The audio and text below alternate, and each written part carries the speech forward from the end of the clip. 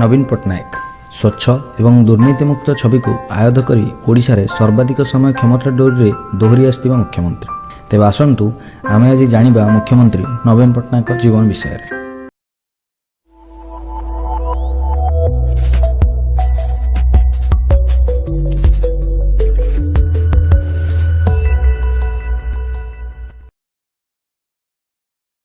नवीन पट्टनायक राजनीति को आसवा पूर्व प्रकृत में से जड़े लेखक थे।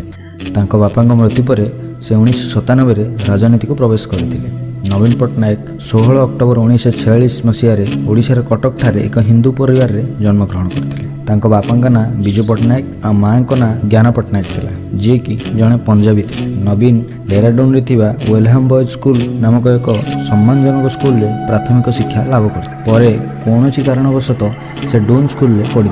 से तांकर बैचलर आर्ट्स डिग्री बा बीए दिल्ली यूनिवर्सिटी रे थिबा किरुमाल कॉलेज रे शेष करते। नवीन जड़े लेखक हिसाब से बहुत बही लिखते, यथा a second paradise, Indian country life, a desert kingdom, the people of Bikaner, garden of life and introduction to the plants of India. से 1997 राजनीति प्रवेश कला 1998 बीजेडी व बिजू जनता दल गठन करते।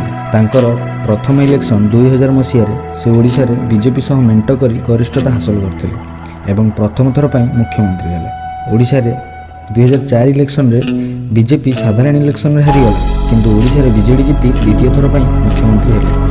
2009 इलेक्शन रे बीजेडी और बीजेपी सरकार मेंट भांगिला एवं एकाकी लड़िबा बीजेडी निष्पत्ति नेला। आ एही निष्पत्ति रे नवीन सफल होइथिले एवं तृतीय थर पर मुख्यमंत्री हेले। इलेक्शन 2014 जहाँकि बीजेडी पर एक बृहत बड़ विजय था। लोकसभा 21 सीट 20टी और विधानसभा 147 सीट 117 जीति।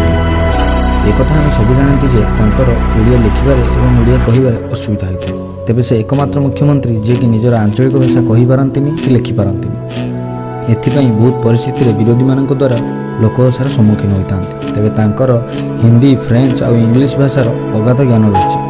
से तांकर रैली रे ओडिया वक्तव्य गुड़िक इंग्राजी भाषा रे परिणत करी वक्तव्य कहि थांती।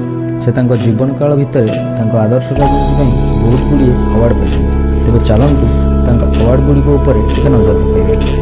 2018 मसीह FIS president award, 2018 Masih ideal chief minister, 2017 best administrator in India और 2013 यूनाइटेड नेशन अवार्ड। तांको राजनीति आपको किपरि लगे कमेंट द्वारा जणाइबे। आम आगामी भविष्य मंगल कामना करुचु। देखा पुणी आगामी भिडियो से पर्यंत जय जगन्नाथ, जय ओडिशा, भारत माता की।